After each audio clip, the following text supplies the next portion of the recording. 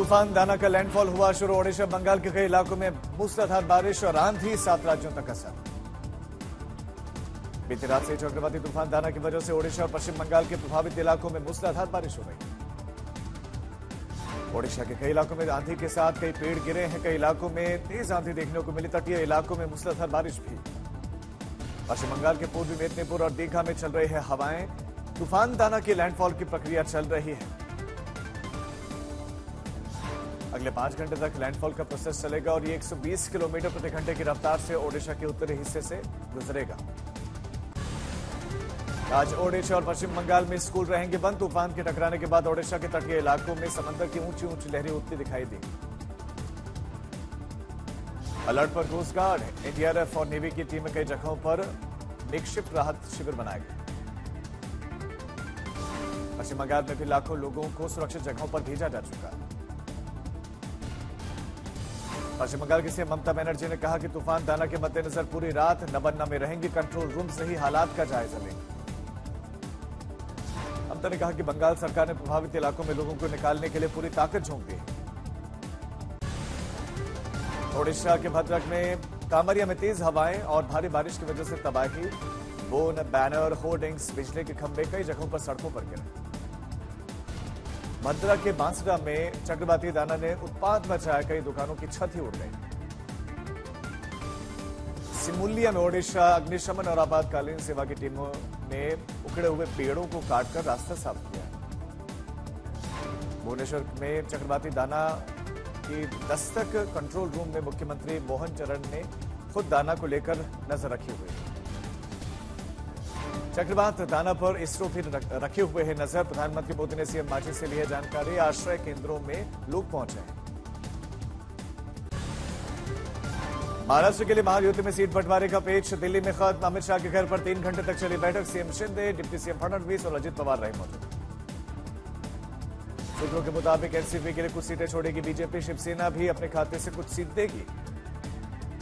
महाराष्ट्र में कांग्रेस ने जारी की 48 उम्मीदवारों की सूची। कराड़ दक्षिण से पूर्व सीएम पृथ्वीराज चौहान को टिकट।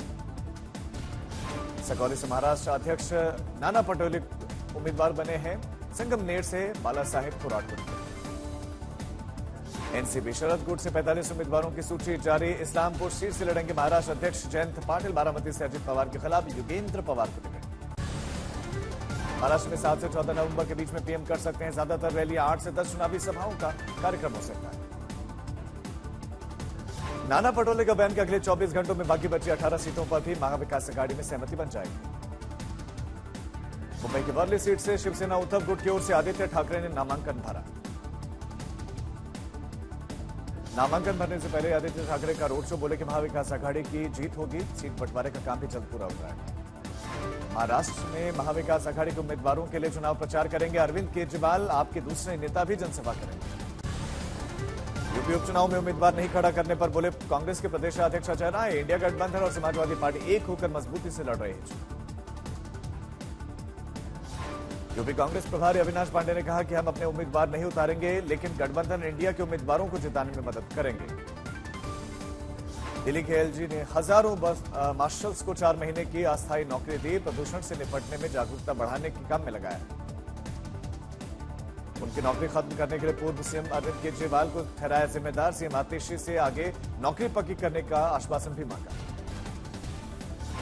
दिल्ली बीजेपी अध्यक्ष वीरेंद्र सचदेवा का दावा कि यमुना में डुबकी लगाने के बाद शरीर पर लाल चकत्ते और खुजली उनको हुई है। सांस लेने में भी दिक्कत हो रही है। दिल्ली दौरे पर जम्मू कश्मीर के सीएम उमर अब्दुल्ला का दूसरा दिन। प्रधानमंत्री मोदी से के आवास पर मुलाकात की। उमर अब्दुल्ला ने दिल्ली में रक्षा मंत्री राजनाथ सिंह से भी मुलाकात की। उससे पहले नितिन गडकरी से भी मिले। मोदी कैबिनेट की बैठक में रेलवे को लेकर कई बड़े फैसले। बिहार में 256 किलोमीटर लंबे नरकटियागंज दरभंगा रेलवे लाइन का दोहरीकरण को मंजूरी। पीएम मोदी ने ट्वीट में लिखा कि इससे रोजगार बढ़ेगा। आंध्र प्रदेश की नई राजधानी अमरावती में 57 किलोमीटर लंबी रेल लाइन को मंजूरी। 2245 करोड़ का खर्च आएगा। स्पेस सेक्टर में 1000 करोड़ के वेंचर कैपिटल फंड को मिली मंजूरी। फंड से लगभग 40 स्टार्टअप को मदद मिलेगी। वाराणसी में ज्ञानवापी मामले में आ सकता है सिविल कोर्ट के जज का फैसला। ज्ञानवापी में एएसआई के अतिरिक्त सर्वे वाली मांग की याचिका पर फैसला। मथुरा में आज और कल आरएसएस की राष्ट्रीय कार्यकारिणी की बैठक। संघ प्रमुख मोहन भागवत मथुरा में ही मौजूद। आंध्र प्रदेश के सीएम चंद्रबाबू नायडू पर पूर्व सीएम जगनमोहन रेड्डी का हमला, कहा कि आजकल सामान्य है पारिवारिक विवाद। शिमला में बनेगा देश का सबसे लंबा रोपवे, लगभग 14 किलोमीटर होगी लंबाई, डिप्टी सीएम मुकेश अग्निहोत्री ने ऐलान किया। उत्तरकाशी में मस्जिद को हटाए जाने को लेकर प्रदर्शन, जोरदार हंगामा, प्रदर्शनकारियों को रोकने के लिए पुलिस ने लगाए बैरिकेड। पंजाब में किसान यूनियन आज से सड़क पर चक्का जाम का उन्होंने ऐलान किया, 11 बजे से 3 बजे तक चक्का जाम।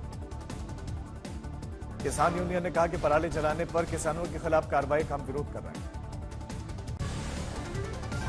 गुलबर्ग में सेना की गाड़ी पर आतंकी हमला, 2 जवान शहीद, 2 पोर्टर्स की मौत, 3 घायल।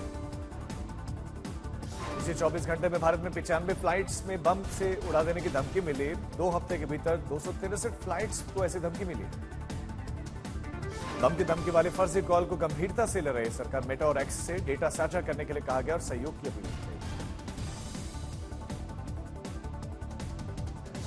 समस्तीपुर में रेल यात्रियों के लिए अच्छी खबर, दीपावली और छठ महापर्व पर यात्रियों की सुविधा के लिए चलेंगे 17 जोड़ी ट्रेन। गुजरात के मेहसाणा के रहने वाले सॉफ्टवेयर इंजीनियर सिद्धि 11 लाख का पैकेज छोड़कर नौसेना में सब लेफ्टिनेंट ऑफिसर बने। भोपाल में निजी इंश्योरेंस कंपनी के मैनेजर की संदिग्ध अवस्था में मौत, फ्लैट में ही मिला शव। यूपी के हापुड़ में खेत में मिला महिला का शव, मृतका से रेप के बाद हत्या की आशंका है। पटना में बदमाशों ने जमीन कारोबारी को मारी गोली, अस्पताल में ले जाते वक्त कारोबारी की मौत। रोहतक में दिल्ली की युवती की हत्या कर शव को खेत में दफनाया गया। करवा चौथ वाले दिन प्रेमी से मिलने गई थी युवती। कौशाम्बी में भाभी ने ननद के साथ दरिंदों को बुलाकर दुष्कर्म करवाया, अश्लील वीडियो भी बनाया। बनासकांठा में दिल्ली से अहमदाबाद करोड़ों रुपए लेकर जा रहे 2 युवक गिरफ्तार, 7 करोड़ 1 लाख रुपए का कैश जब्त। कानपुर के काकादेव थाने में सब इंस्पेक्टर की हार्ट अटैक से मौत, जिम से घर जाते वक्त सीने में अचानक दर्द उठा। गाजियाबाद में 8 साल के मासूम की हत्या का खुलासा, मुठभेड़ के बाद पुलिस ने आरोपी को गिरफ्तार किया।